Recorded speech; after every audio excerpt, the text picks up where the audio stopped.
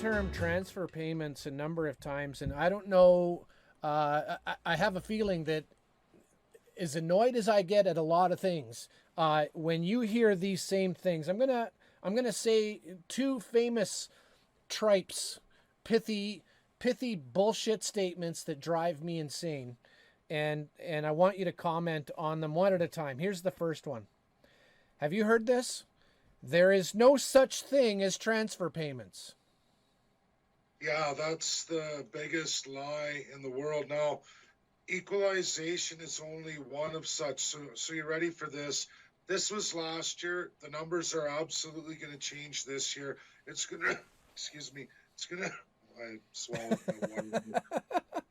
It's going to be different next year, and I'm going to have to analyze that because we're changing so dramatically. There isn't anybody, and I'm real good at the financial side of things and getting it right out of the government. Like I said, I defeated Travis Toes. I was 2 weeks ahead of him on the budget, and Jason early released because I had already published, and I was Yep. correct. And I don't think they want to have some separatist guy on Facebook with the numbers within $100 million when Travis was, out by quite a bit, and then they reformulated one and they changed it. But I'm going to go back to that. There is absolutely such thing as transfer payments.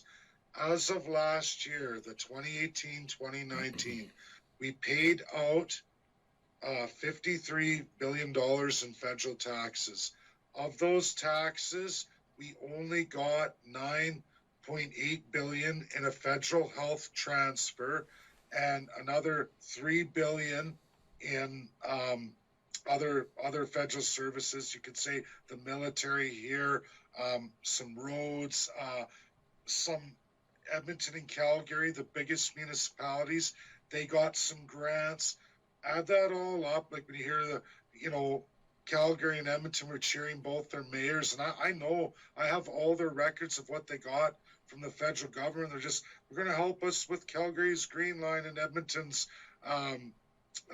LRT, right? And they're talking about billions over 7 years, which has already been scaled back. But when you break it up per year and you see what those massive, which are more than half of Alberta's population with those two cities, more than almost 57%, but you look at what they got per year, and it's not much compared to how many Edmontonians and Calgarians paid in federal taxes. Pennies on the dollar. Literally, for every dollar federal taxes, it's like 7 cents for every Calgarian and Edmontonian. It's about 14 cents for every rural Albertan, and only because, there's just not that base there, right? You start to get spread out, but at least they get, like, everyone's getting the shaft, but this is how bad it is. So, like I said, 41 as of last year, for almost $41.2 billion went back to federal Ottawa, was transferred out in equalization, 21 billion of it.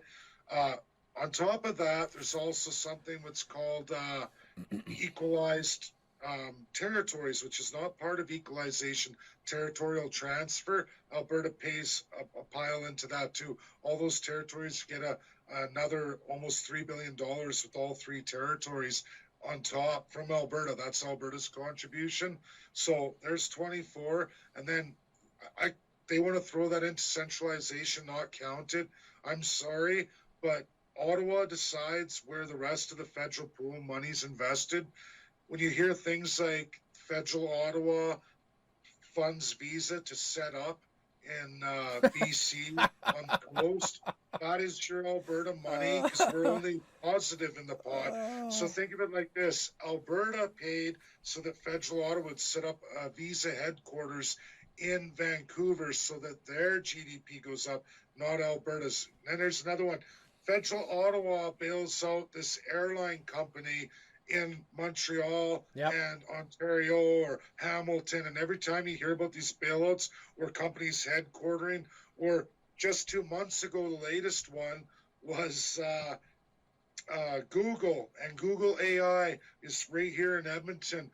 Edmonton and Calgary, both in their own ways, are beautiful. They were beautiful at attracting business. Alberta's competitive tax rates.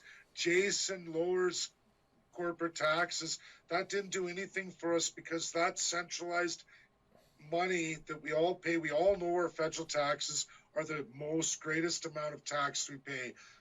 The 1/4, 1/5 of that is your provincial tax base, and then even way below that 1/10 is your municipal tax base. Now this is right across Canada, and there's variations of it. Yep. But that massive federal we pay, that centralized money, we can never compete no matter how much we lower our provincial tax rate.